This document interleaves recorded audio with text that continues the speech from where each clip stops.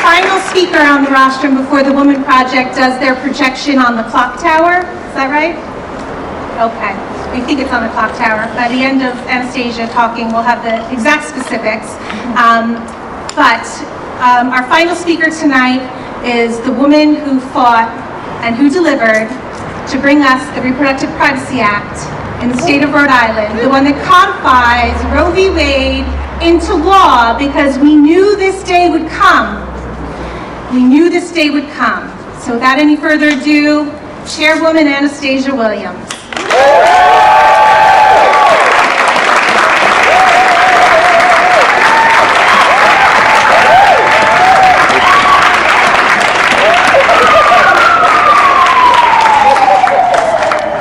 Good evening, everyone, and thank you for coming and supporting and being present. My question to each and every one of you this evening is, how do we mend our broken hearts? Because I know by your presence here tonight, we feel it. We talk about hope, but some of us have that hope, but we display that fear.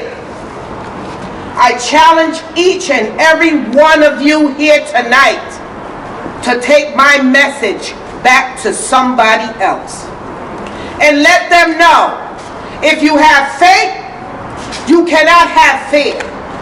If you have hope, you cannot have fear. You have to choose. That choice is yours. Just as we chose the women's right, the RPA, history, we are somebody. Together, we are a force to be reckoned with. Remember that. November is a time for us to turn the clock in our direction. We are all at a crossroad in history. Not his story, in history. And we need to galvanize, organize, and deliver November 3rd. It's up to us. Shame on any one of us who chooses to sit back and say, my vote didn't matter. If you're not registered, get registered. It's not too late. The Secretary of State has made it even easier for you to vote this upcoming election. I ask everyone to take someone, to ask someone, are they registered? Are they ready for change? Or are they content with the status quo? Well, let me tell you, my message here today, I'm at that same crossroad. Change is on us. On us together. Now, that is one way we can mend our broken heart.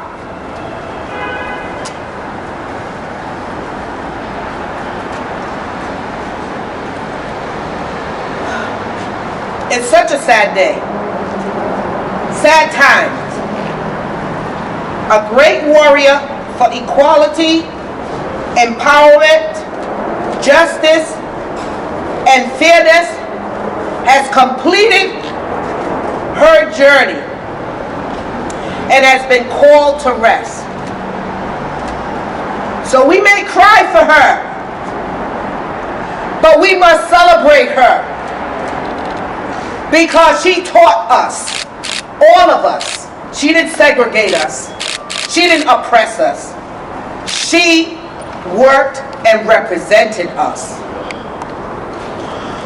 Supreme Court Justice Ruth Bader Ginsburg was nothing short of a legend, and her record and legacy will prove this fact far into the future.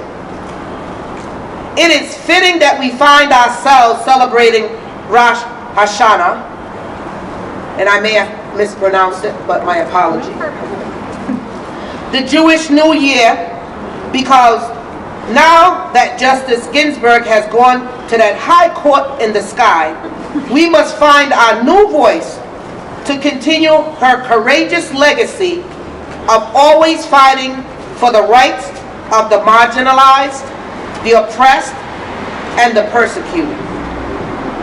The Honorable Justice Ginsburg once said, "I was fortunate to be a child, a Jewish child, safely in America during the Holocaust.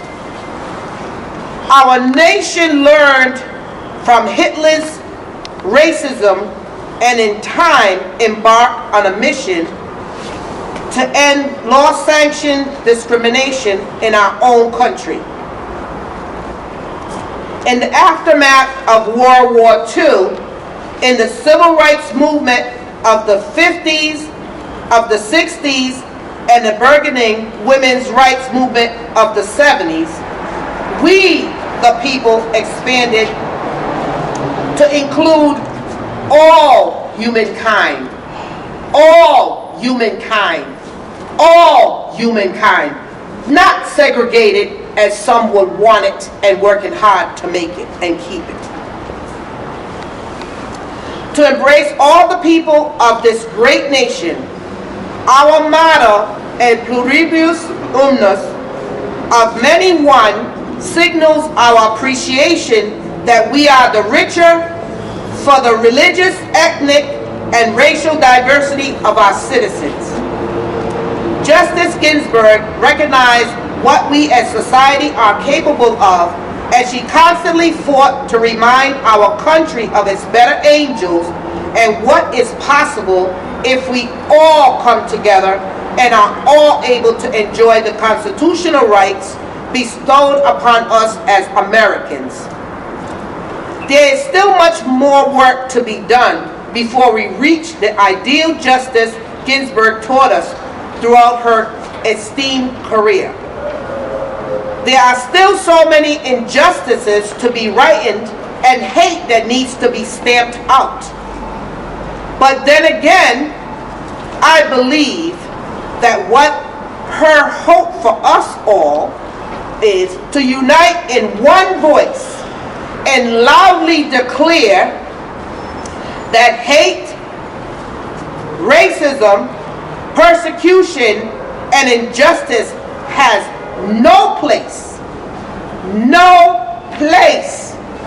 and I say it again, no place in our society.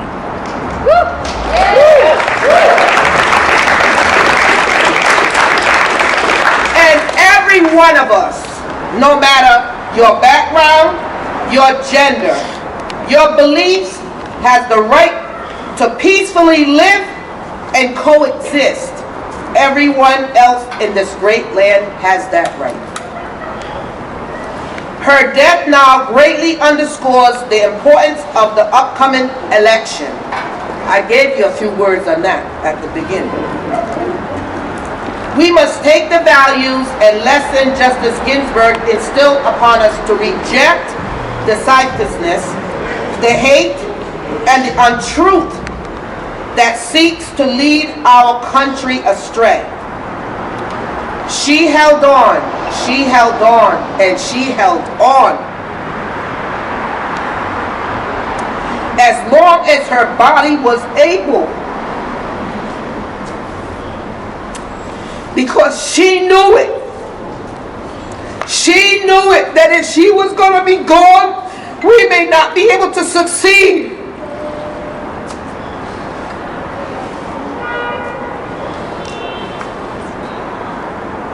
But I'm telling you, I'm ready for this fight. Not only from up there in Washington, but I'm ready for the fight right here in the state of Rhode Island. Mark my words this evening. It's a new day, and that crossroad, I'm going through it, all of me. She knew her position. She knew that her position our position was too important to relinquish in the face of those who wish to strip our God-given rights. There's some of those right here in that State House.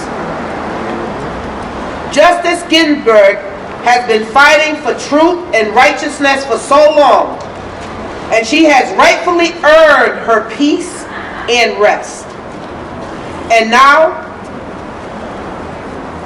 it's up to us to pick up her torch. Raise those lights. Raise them high, baby. Raise them. That's for our teacher, our sister, our mother, our advocate, Justice Ginsburg. A true leader for every people, not just a select people, but for everyone that is here and not here.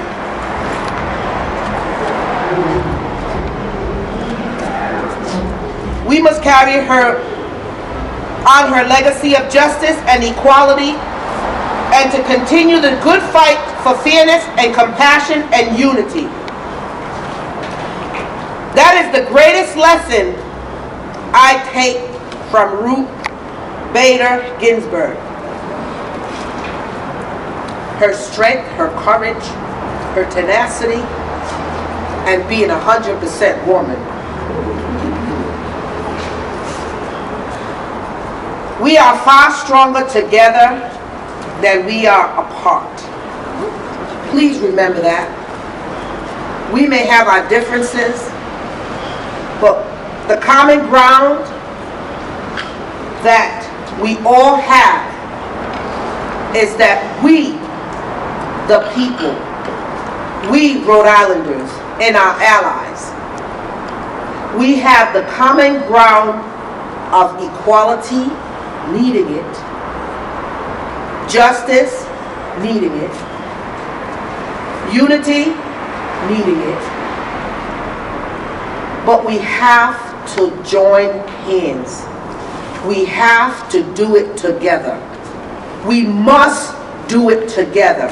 If we don't do it this time, there is not going to be another time in this generation. There is not going to be a better time than this time for us to make the change that should have happened yesteryears. This is the time.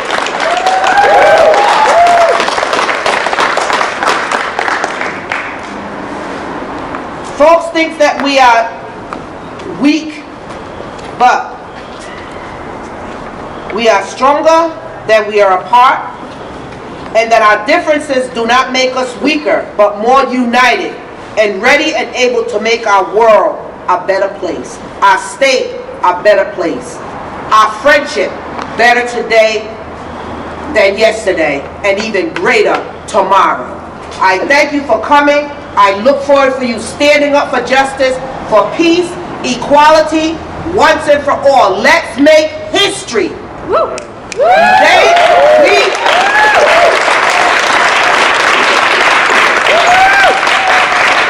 I personally am tired of his story, and we got to do our own history, but we need to do it together. And I ask you, let's unite once and for all and make it happen. November 3rd,